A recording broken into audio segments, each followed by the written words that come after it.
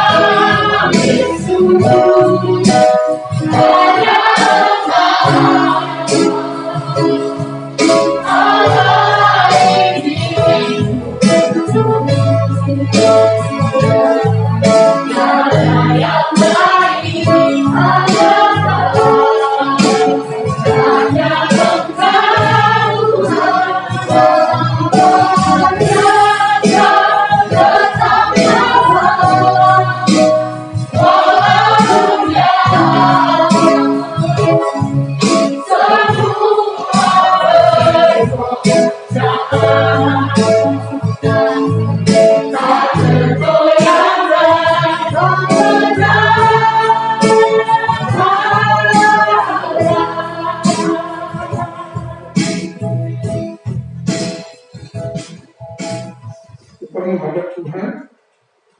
Haleluya, haleluya, haleluya. Bapak, terima kasih buat peluang anugerah yang Bapak berikan kepada kami untuk beribadah, berjumpa dengan Engkau melalui ibadah. Terima kasih buat darah anak domba, darah Yesus yang menyuci kuduskan kami, melayakkan kami semua untuk jumpa Tuhan melalui ibadah. Perjumpaan pribadi dengan Tuhan adalah segala-galanya bagi kami. Siapapun yang jumpa Tuhan, pasti diubahkan Tuhan. Sakit jumpa Tuhan, sembuh dalam nama Yesus. Kami percaya yang lemah, letih, lesu, jumpa Tuhan. Dikuatkan Tuhan, dihiburkan Tuhan, diteguhkan Tuhan. Yang sedang menghadapi pergumulan masalah, jumpa Tuhan, diberi jalan keluar yang terbaik. Karenanya Bapa, urapi kami, berkuasa atas kami, sehingga ibadah kami menjadi ibadah yang dikenal Tuhan, ibadah yang memuliakan dan mengagungkan Tuhan. Kami mohon juga ya Tuhan, arahkan hati dan pikiran kami hanya kepada Tuhan. Sadarkan kami bahwa ibadah ini disiarkan langsung di surga-Mu yang mulia. Karenanya Bapa, jalannya ibadah dari awal, pertengahan hingga ke akhir, kami serahkan ke dalam pimpinan Tuhan. Pertolongan kita dalam ibadah ini adalah dalam nama Tuhan yang menjadikan langit dan bumi. Kasih karunia Tuhan Yesus Kristus dan kasih Allah Bapa dan persekutuan Roh Kudus menyertai kita sekalian. Amin. Jemaat boleh silakan duduk. Ada sukacita pada pagi hari ini? Amin. Nah, kita mau terus memuji Tuhan. Kita masuk gerbangnya dengan hati bersyukur, halamannya dengan pujian, dan kita sudah dipaksakan tidak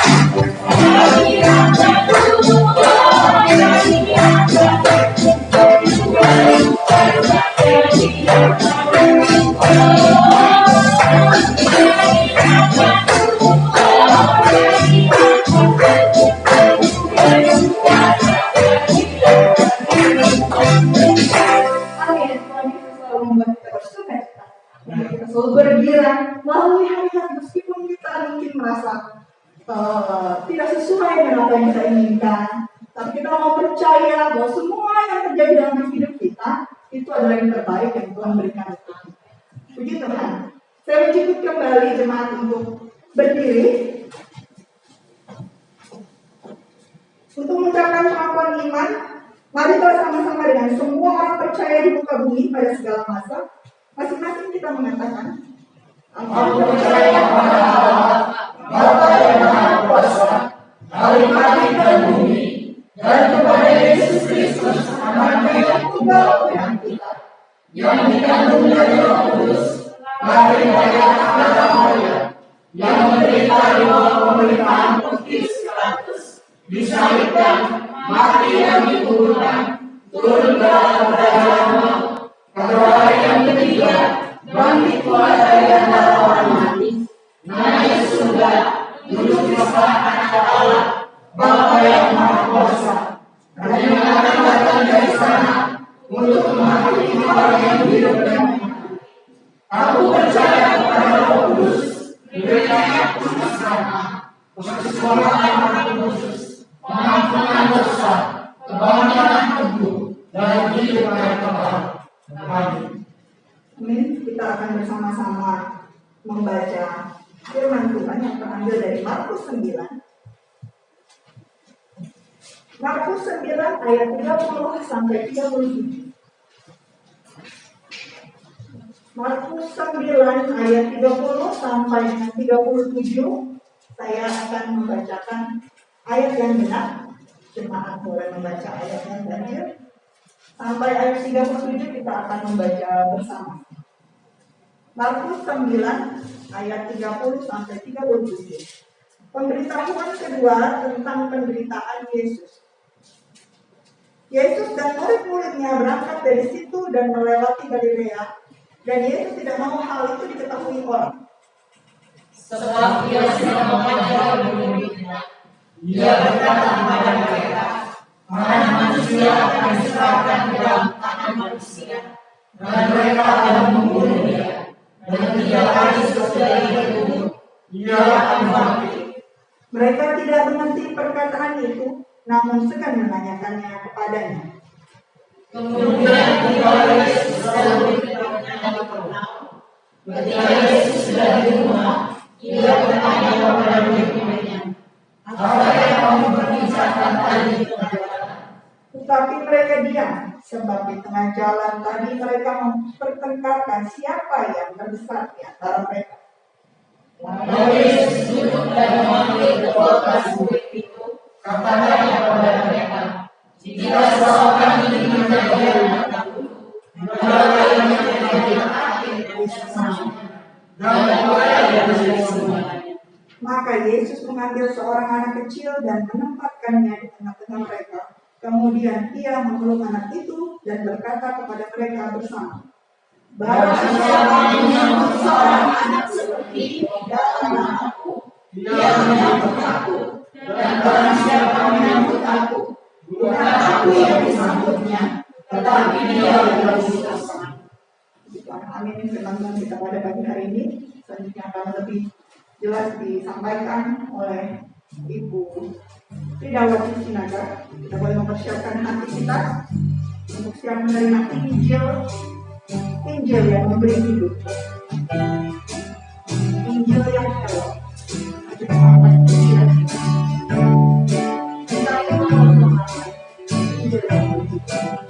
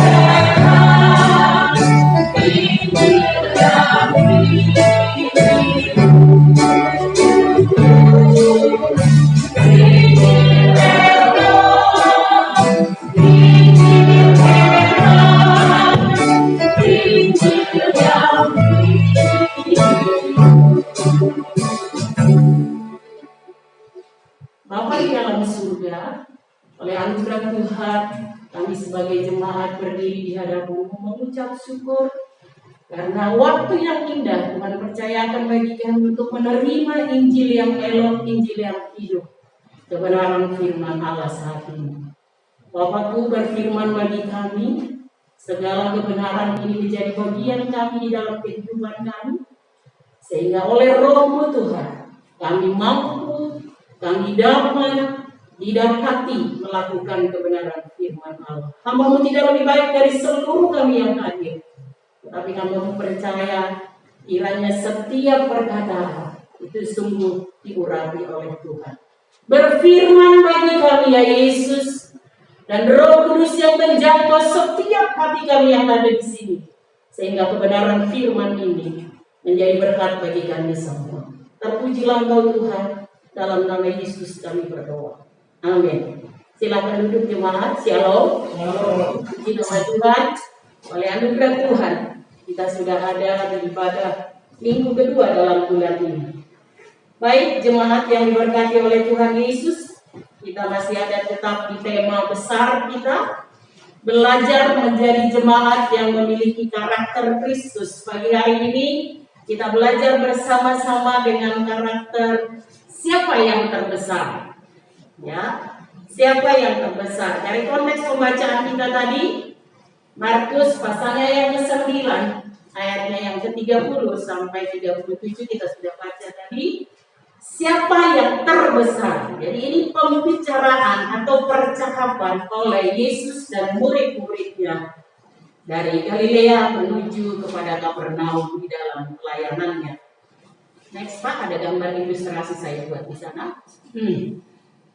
Ini yang terjadi di hidup ini, yang menyatakan berjuang untuk menjadi nomor 1, dan yang menyatakan memproklamirkan diri siapa yang terbesar, siapa yang kuat, itu kan ya.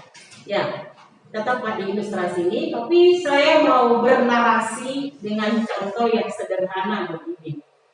Bapak Ibu jemaat yang diberkati Tuhan, ada 4 orang anak dalam perjalanan. Anak-anak ini adalah anak-anak Israel, ya. Dalam perjalanannya di Israel, mereka sampai kepada Gunung Sinai. Anak yang pertama mengatakan begini, teman-teman, tahu nggak siapa yang susun batu ini sampai seperti ini besarnya sehingga kita bisa sampai di Gunung Sinai ini?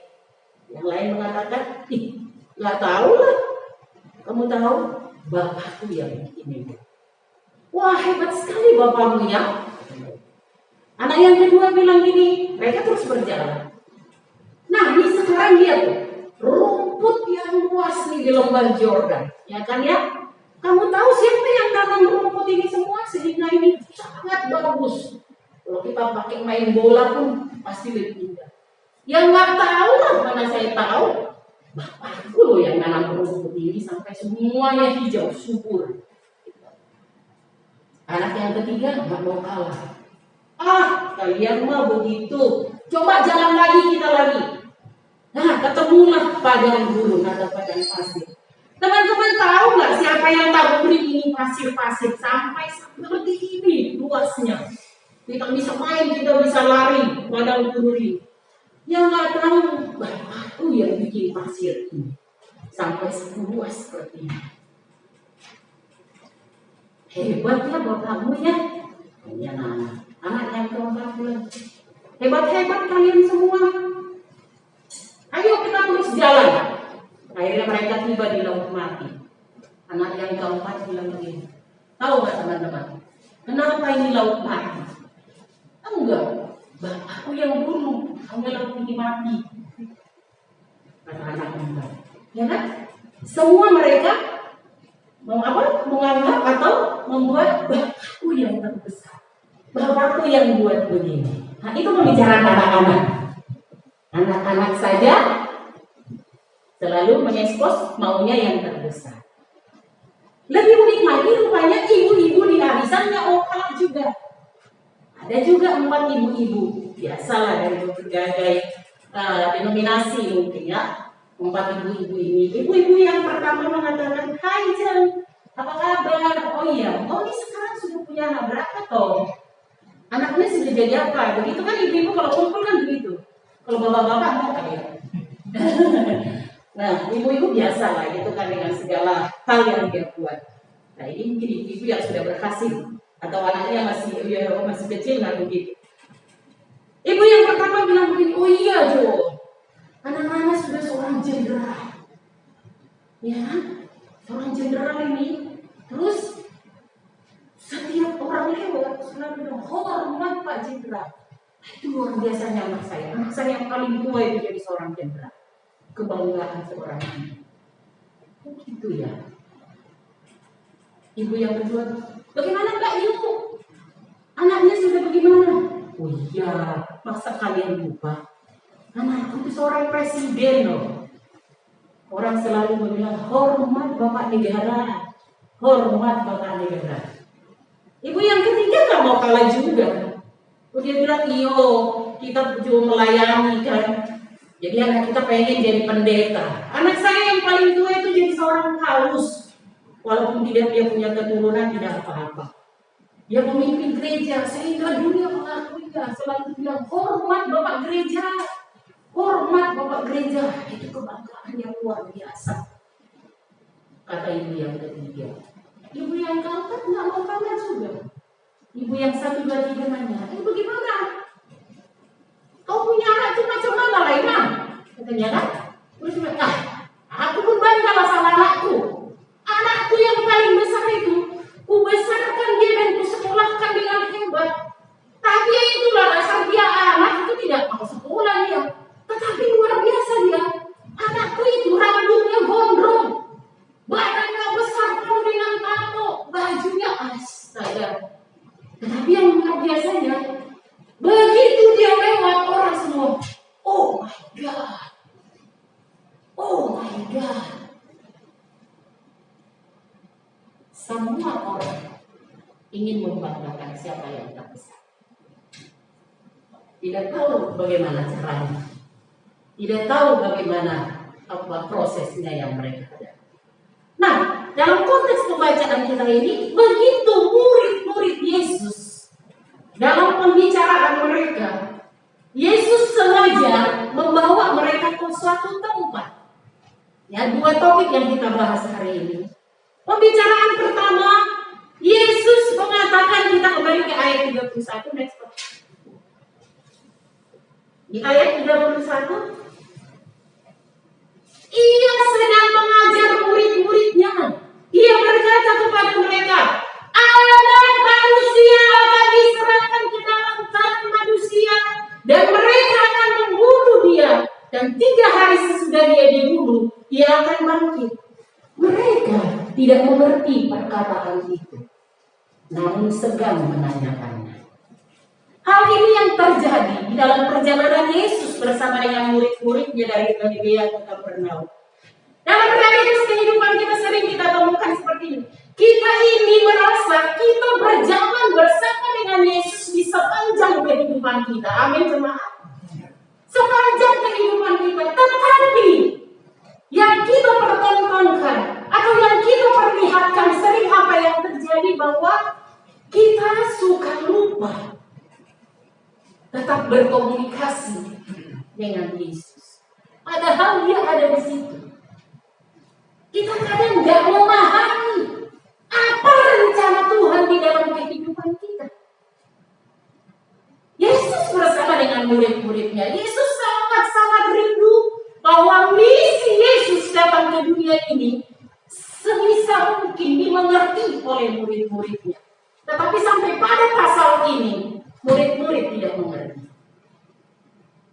Ini yang terjadi dalam kehidupan kita jemaat, anak-anak Tuhan. Pandemi kita sudah berlalu hampir 3 tahun. Awal-awalnya ibadah online, wah itu semangat.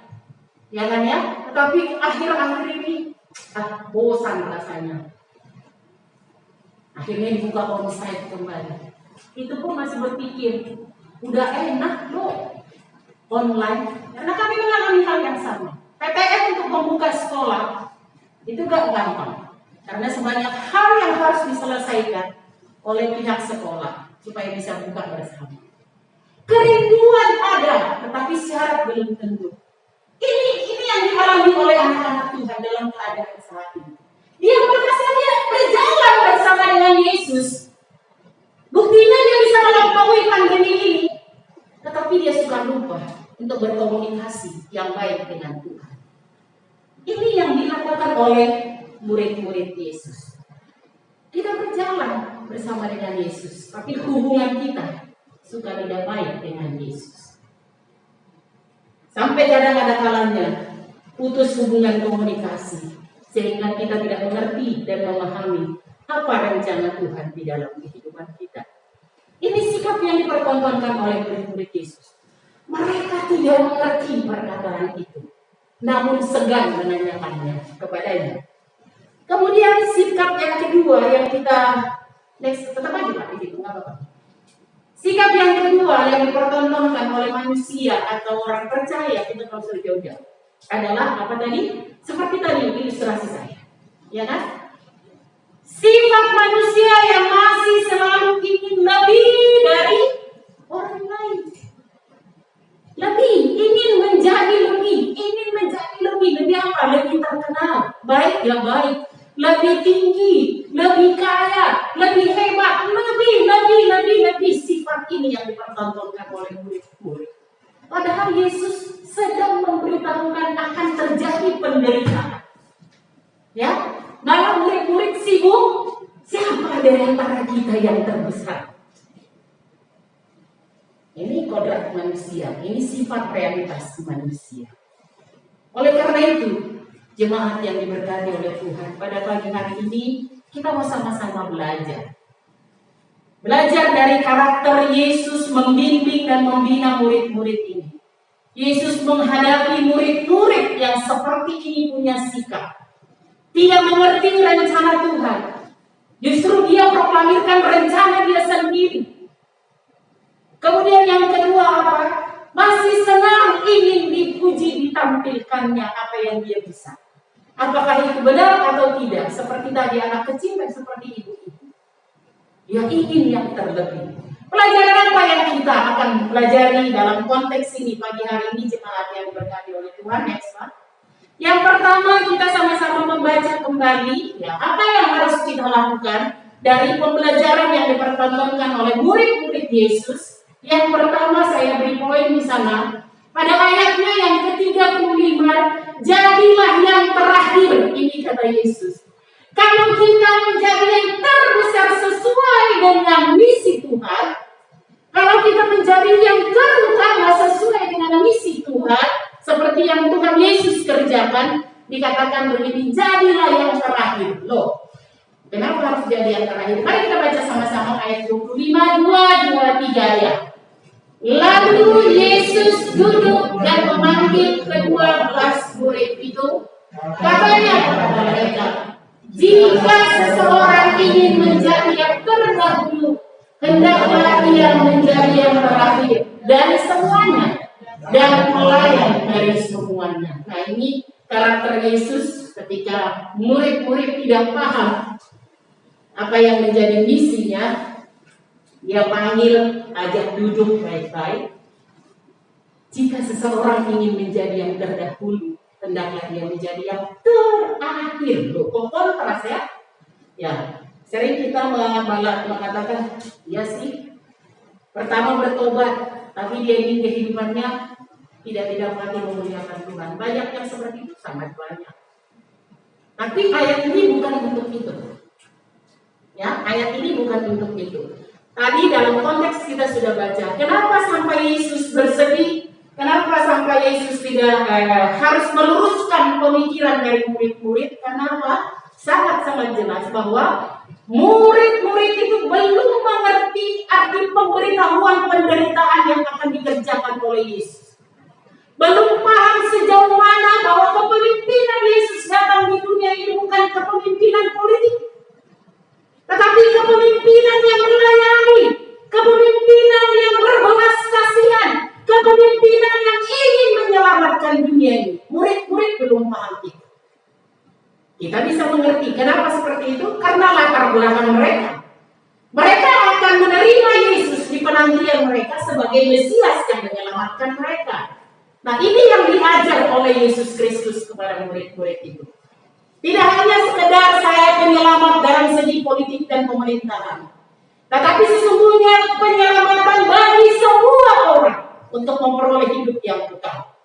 Itu yang dimaksudkan oleh Yesus. Nah, jadi dikatakan kalau kamu, ini tadi kan bertengkar mereka kan, pertengkaran para murid tentang siapa yang terbesar. Yesus ajak mereka duduk, ngobrol baik-baik dan dikasih tahu, jadilah yang terakhir. Kalau kamu mau yang terbesar, jadilah yang terakhir. Next Pak, ada gambar ilustrasi saya di sana. Nah, terakhir dalam bahasa Yunani adalah eskatos. Terakhir, bukan terakhir maksudnya paling ujung barisan ya. Enggak. Jadi, apa kalau saya bilang? Nah, ilustrasi ini. Di dunia ini semua menampilkan ingin nomor 1. Ya kan ya? Saya. Kalau winner nggak masalah menurut saya. Tapi orang dengan berbagai cara bahkan dunia diinjak, yang penting dia nomor 1. Itu yang terjadi di dalam dunia sekarang. Tapi Yesus bilang tidak begitu.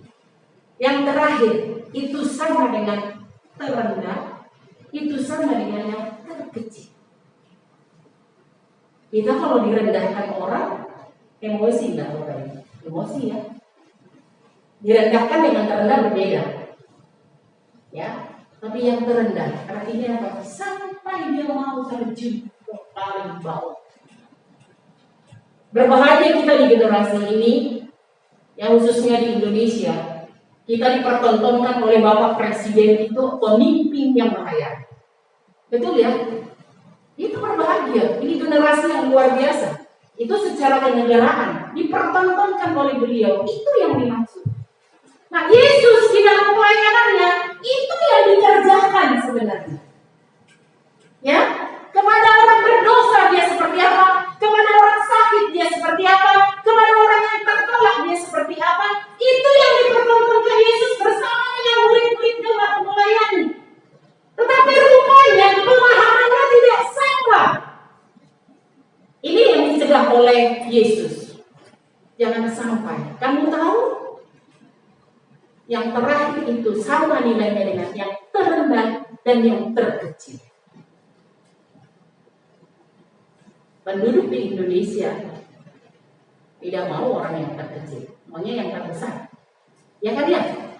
Menteri sosial kita susah sampai apa? Karena banyak mengaku tidak mampu padahal mampu. Ya, kalau untuk soal uang, semua orang maunya minta. Tapi untuk soal memberi, tar dulu. Nah, pemahaman-pemahaman ini. Jadi kalau memang kamu menjadi orang yang terbesar atau terdahulu, ya kamu harus melakukan dalam kehidupan, praktek kehidupan adalah orang yang terakhir, orang yang terendah, orang yang terkecil. Siapa golongannya? Mari kita sama-sama menerapkan di dalam kehidupan. Bukan urusan fisik ya, jemaat yang diberkati oleh Tuhan. Kemudian yang kedua, saya percepat. Apa yang harus kita lakukan supaya kita menjadi seperti yang diinginkan oleh Yesus dan mengatakan yang terbesar? Jadilah pelayan. Nah, ini kita sudah tahu bersama. Ayat yang sama masih. Jadilah pelayan. Nah, kali lagi kita baca bersama-sama. Yuk, biar nggak ngantuk. 1, 2, 3, ya. Lalu Yesus duduk dan memanggil kedua belas murid itu. Katanya kepada mereka, jika seseorang ingin menjadi yang terdahulu, hendaklah ia menjadi yang terakhir dari semuanya dan pelayan dari semuanya. Gambar ilustrasi di situ saya beri Bunda Teresa. Kita tahu bersama hidup Bunda Teresa melayani orang kusta, ya kan ya?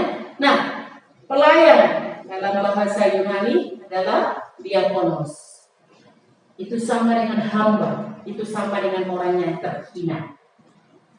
Bahkan Yesus dikatakan adalah doulos. Doulos itu apa? Budak. Nah, ini kontras. Murid-murid Yesus menganggap setelah mereka dijadikan oleh Yesus jadi murid, otomatis golongan mereka berbeda dong dengan yang lain-lainnya. Ya, tidak salah. Tetapi dalam karaktermu, dalam pelakuan yang kamu buat kepada orang lain, kamu harus menjadi seorang pelayan.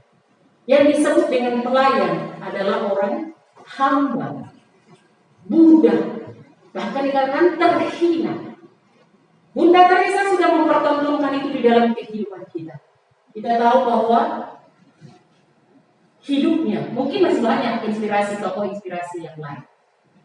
Tapi bagaimana dengan kita?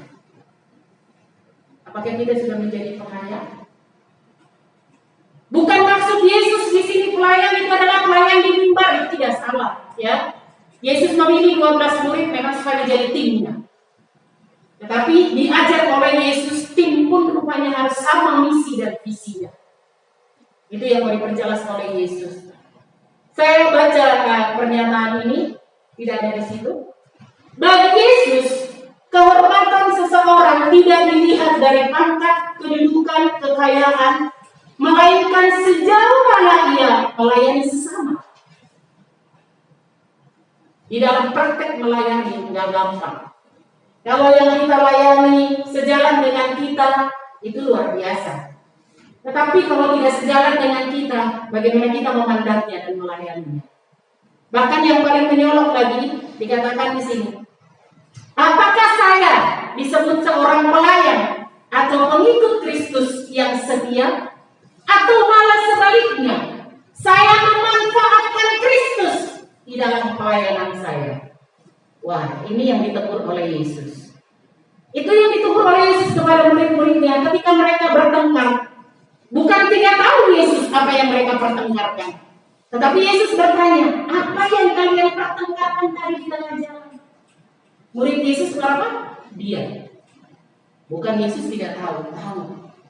Tetapi apa yang mau diluruskan oleh Yesus, melayani memang tidak gampang untuk prakteknya. Tetapi dikatakan bahwa pelayanan itu kita lakukan karena Tuhan dan untuk Tuhan, dan kita buktikan kepada sesama. Kenapa? Di dalam pelayan atau seorang pelayan atau di dalam melayani, yang Yesus buat harus apa? Sangkal diri, pikul salib. Nah, ini yang diperjelas oleh Yesus kepada murid-muridnya. Ya, jadi seorang pelayan atau diakonos itu adalah hamba atau yang terhina. Mungkin Bapak Ibu jemaat mengatakan, ini kan berlaku bagi orang-orang yang melayani gereja. Tidak. Sebagai suami, pelayanan apa yang sudah dibuat? Suami di rumah itu adalah imam di tengah keluarga. Ketika bapak-bapak berdoa dan memberkati istri dan anak-anaknya, itu sudah menjadi pelayan yang dia inginkan oleh Tuhan. Sama dengan istri-istri, penolong bagi suami. Ketika istri sudah berperan menjadi tiang doa, berdoa buat suami dan anak-anaknya, itu yang Tuhan sebut dengan pelayan. Ketika orang tua bekerja keras untuk menyekolahkan anaknya dan mendidik anaknya di dalam Tuhan, itu disebut pelayan atau melayani Kristus. Ketika anak-anak taat dan tunduk kepada orang tua karena seharusnya demikian karena Alkitab, itu adalah pelayanan. Jemaat yang diberkati oleh Tuhan. Amin. Amin. Jangan lupakan itu. Seolah-olah sederhana, seolah-olah orang anggap sepele.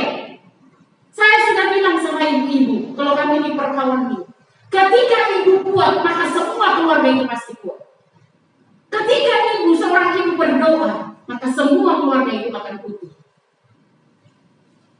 Tetapi sebaliknya, ketika seorang ibu lemah, dan dia tidak mempraktekkan apa yang menjadi perannya, jangan harap suami dan anak-anaknya akan kemana.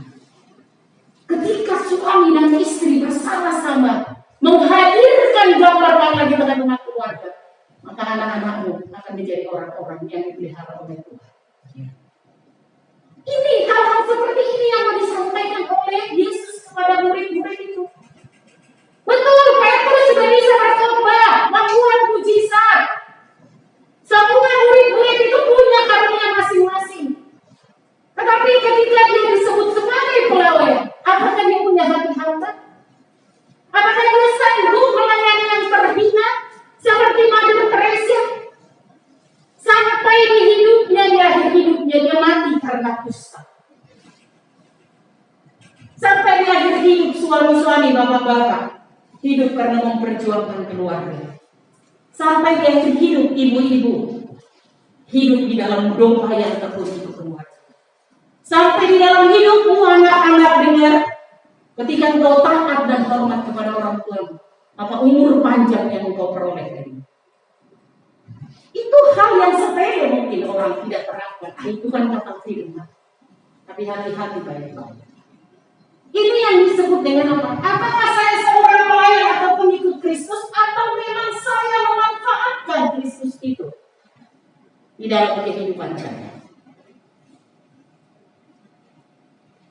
Jadilah pelayan, jadilah hamba, melayani siapapun yang datang kepada kita. Amin. Yang ketiga, dari konteks ini, poin yang ketiga saya sampaikan adalah menyambut aku. Ya, kata Yesus, kita lihat di ayatnya yang ke-37, Pak. Yuk sama-sama kita baca. 1, 2, 3, ya. Barang siapa menyambut seorang anak seperti ini dalam menamaku, ia menyambut aku. Dan barang siapa menyambut aku, bukan aku yang disambutnya, tetapi dia yang mengutus aku. Wah, ini apa? Anak kalimat, induk kalimat ini bertinggi. Tapi di intinya adalah, tetapi dia mengutus aku. Yang mengutus aku katanya. Jadi, apa yang kita lakukan supaya kita sesuai dengan yang Yesus maksudkan? Siapa yang terbesar? Yesus bilang, sambut aku. Bahkan ada gambar ilustrasinya, Pak. Ini yang dibuat oleh Yesus waktu dalam konteks itu dikatakan, karena di situ banyak orang berjalan. Ada seorang ibu dan anak kecil. Yesus ambil anak itu, ya, Yesus ambil dan dibawa kepada murid-muridnya. Jika engkau menerima hatimu seperti anak ini, menerima anak ini, maka engkau menerima aku. Ini gambaran, ini ilustrasi tradisi orang Yahudi. Anak kecil itu tidak berguna dalam artian begini, Bapak Ibu. Bahkan zaman dulu kayaknya anak-anak juga diperlakukan seperti itu ya. Nah, tradisi orang Yahudi, anak-anak itu tidak punya hak suara. Ya, jadi dia dianggap golongan yang hina. Gereja zaman dulu juga tidak ada gereja yang memperdulikan anak-anak. Karena apa? Anak-anak itu tidak memberi persepuluhan. Saya dulu waktu belajar waktu anak-anak itu EE-nya buku tanpa kata. Jadi ada pembicara dari luar dia bilang, memang nggak semua gereja memperhatikan anak-anak. Jadi berbahagia, bersyukur Bapak Ibu yang diizinkan untuk mengajar anak-anak. Nah, sejak generasi tahun 2000, Indonesia khususnya mulai memperhatikan yang namanya anak-anak. Ya, bagi gereja-gereja itu diperhatikan. Dan kemudian kita juga akhirnya terimbas dari situ bahwa di keluarga kita, karena orang tua dididik di gereja, di keluarga akhirnya menghormati dan menghargai anak-anak. Kalau kita belajar dari psikolog Julian Simanjuntak, itu sangat membanggakan bahwa dia bilang anak itu adalah gambaran Yesus. Jadi ketika kita memperlakukan anak kita sendiri, kita sedang memperlakukan kepada Yesus Kristus. Nah, ini yang mau diambil, ilustrasi ini yang diambil oleh Yesus. Karena zaman dulu itu memang sampai waktu ada peristiwa, murid-murid memarahi anak-anak datang ya. Waktu pertemuan itu sehingga Yesus menegur mereka. Biarkan anak-anak itu datang kepadaku. Nah, jadi anak-anak menyambut anak-anak itu menerima apa adanya. Sampai jadi gini, menyambut itu tidak memandang kedudukan, tidak memandang segala fisik. Terima dia apa adanya. Nah, Pak Gembala selalu bilang seperti itu kan. Terima semua orang apa adanya.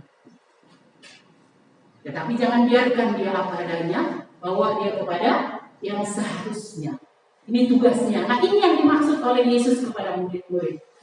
Ketika engkau memperlakukan aku seperti memperlakukan anak ini, engkau sedang memperlakukan aku. Bahkan lebih lagi katanya, engkau memperlakukan siapa yang mengutus.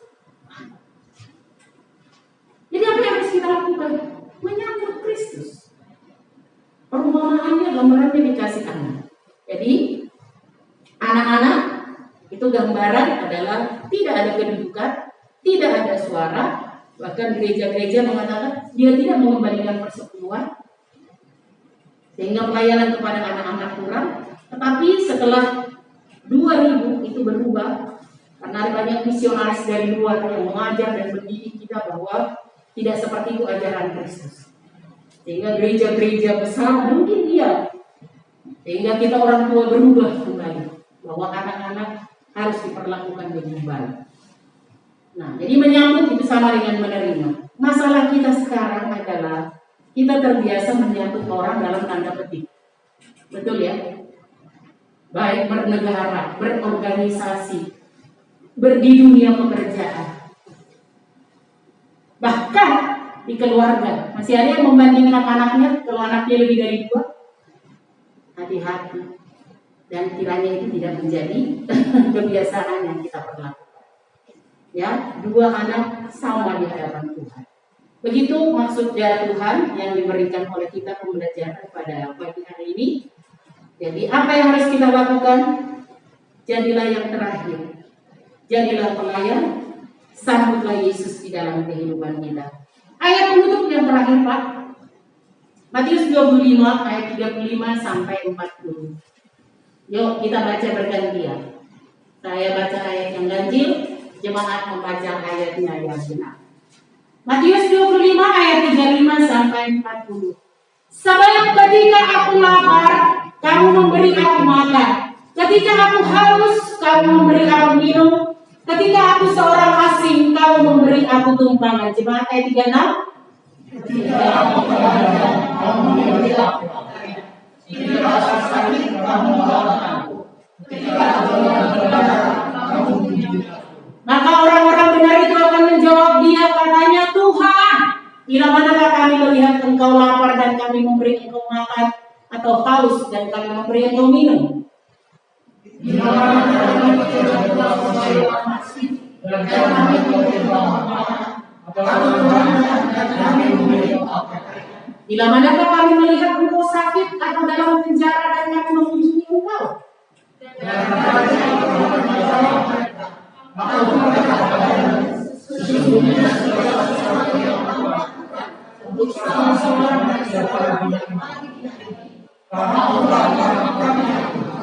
Itu firman Tuhan. Ayat 40 kuncinya dikatakan di sana. Sesungguhnya segala sesuatu yang kamu lakukan untuk salah seorang dari saudaraku yang paling hina ini, kamu telah melakukannya untuk. Mari kita refleksi diri jemaat yang diberkati oleh Tuhan. Sejauh mana hubungan kita dengan Kristus? Apakah seperti murid mempertengkarkan siapa yang terbesar dalam kehidupan ini? Saya merindukan ketika orang lapar kita beri dia makan, ketika orang haus kita beri dia minum, ketika orang sakit kita kunjungi, ketika dia penjara kita kunjungi, ketika dia tidak berpakaian kita beri. Itu yang dirindukan oleh Tuhan di dalam praktek kehidupan kita, sehingga benar-benar misi Tuhan. Siapa yang terbesar di dunia ini? Adalah orang-orang yang melayani, adalah orang-orang yang benar-benar menyambut Yesus di dalam kehidupan. Puji Tuhan, kita berdoa. Bapa yang baik, terima kasih untuk anugerah kebenaran firman Tuhan pada pagi hari ini. Engkau Allah yang luar biasa. Engkau Tuhan bagi kami, hamba terbatas untuk menjelaskannya Tuhan. Tetapi biarlah Tuhan pelajaran hari ini, pembelajaran bagi kami melalui kebenaran firman Allah. Kami tidak mati adalah orang-orang yang terakhir, orang-orang yang mau melayani dan menyambut Engkau di dalam realita kehidupan kami. Kami tidak hanya memikirkan diri kami, tetapi memikirkan orang lain. Terima kasih Tuhan, terpujilah Engkau. Kami terima firman dalam nama Yesus Kristus kami berdoa. Amin. Kembalikan kepada kembali.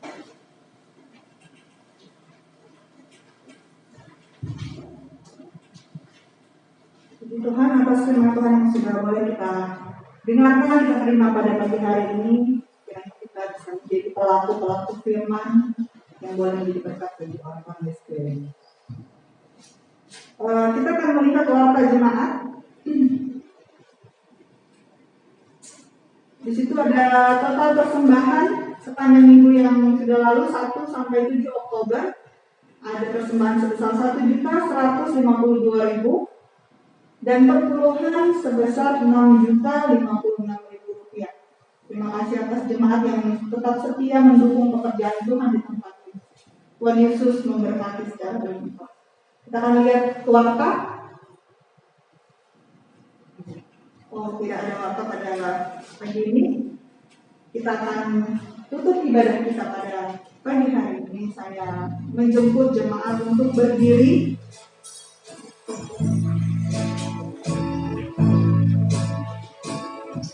Kita mau percaya bahwa sepanjang jalan kita ke depan, Tuhan Yesus selalu mengiring.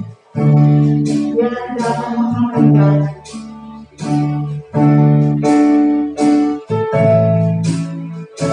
Semoga pujian ini sepanjang jalan Tuhan Yesus.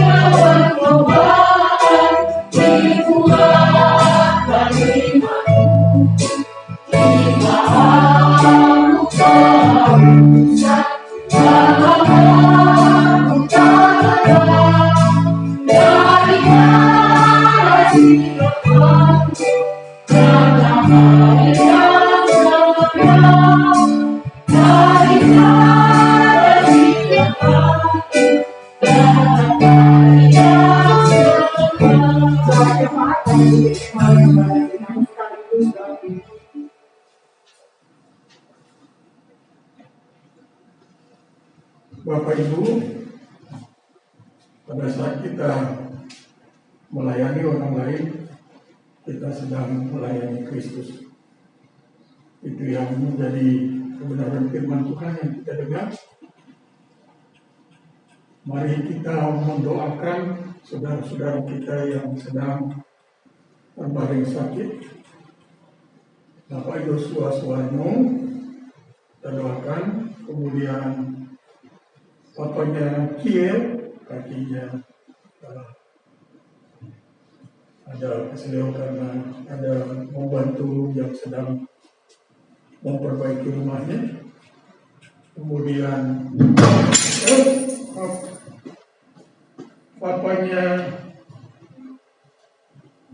papanya Delina Ina Siregar. Kemarin saya kunjungi ke rumahnya, dia sedang terkena stroke ringan. Jadi doakan Pak Siregar, ya, bapaknya Delina. Ada lagi yang lain yang mungkin sedang dalam keadaan sakit, kita bantu bersama.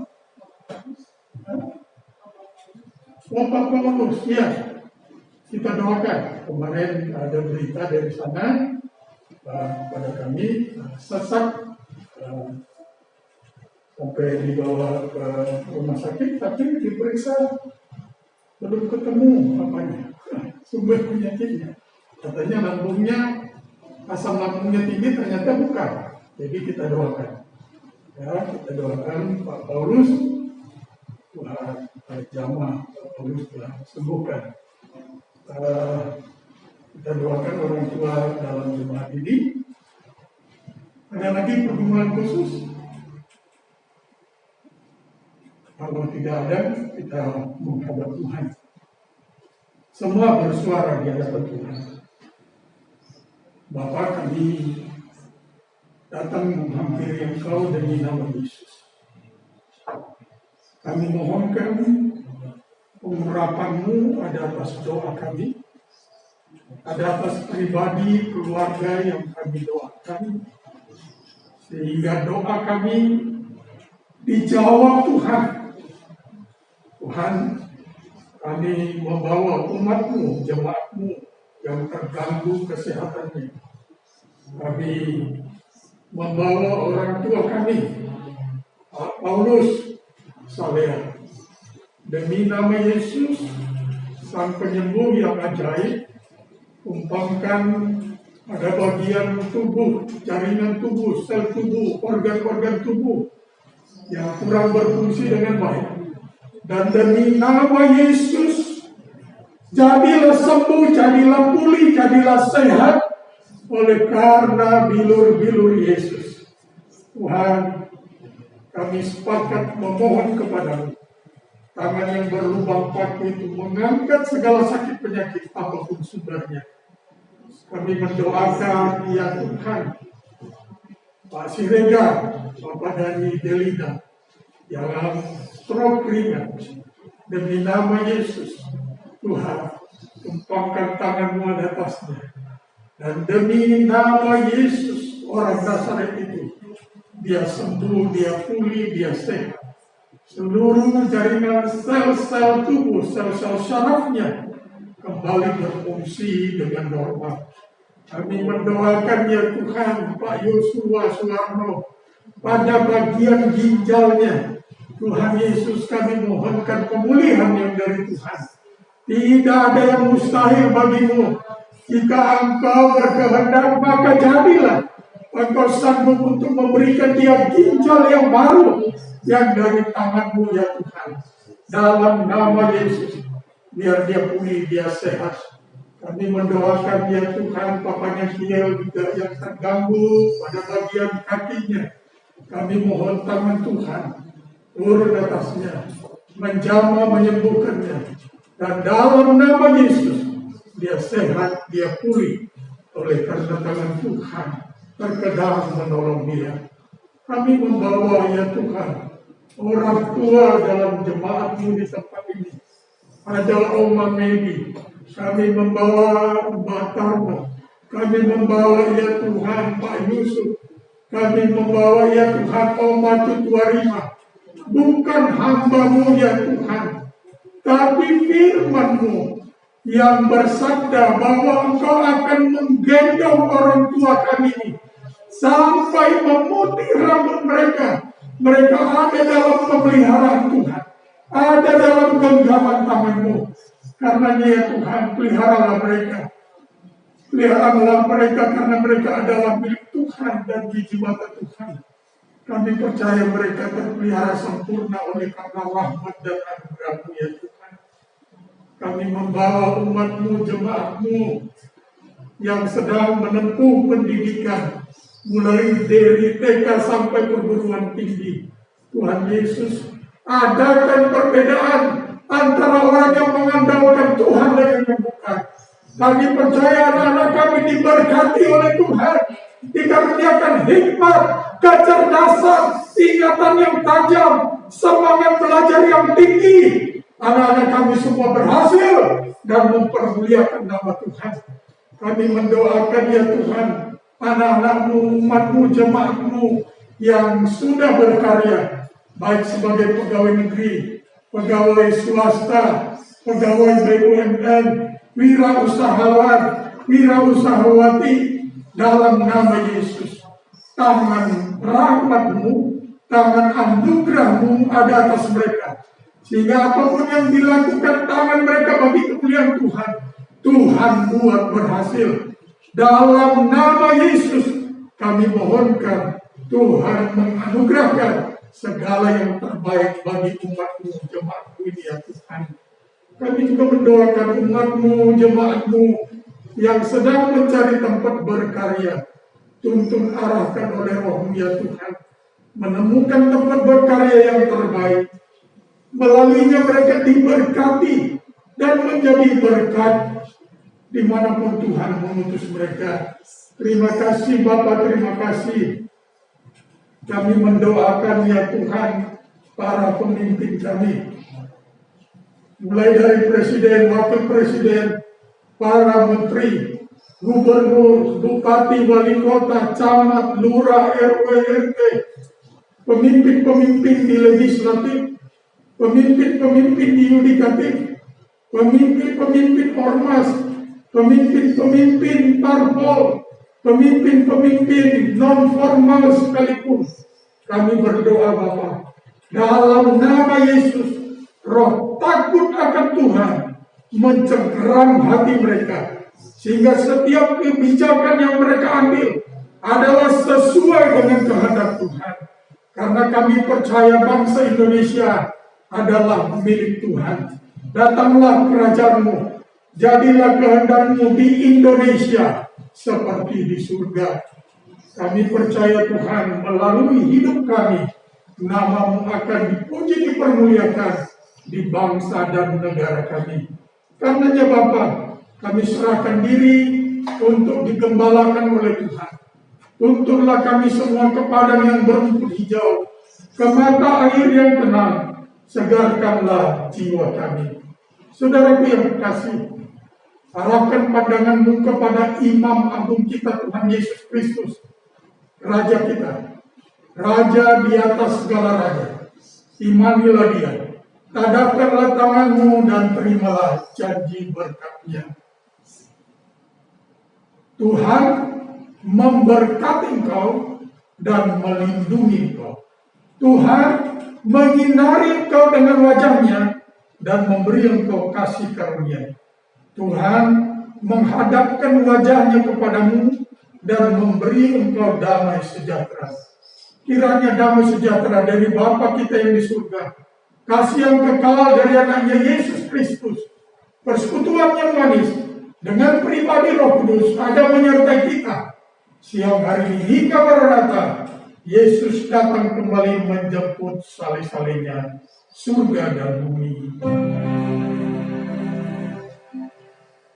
Surga dan bumi, pujilah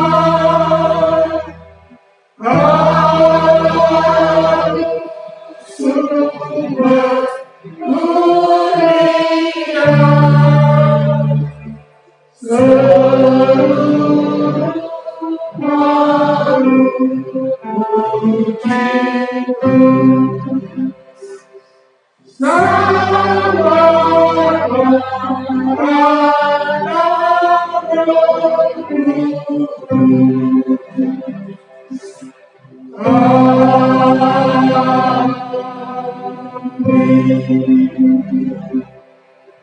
Amin, amin, amin. Silakan duduk saat teduh sejenak.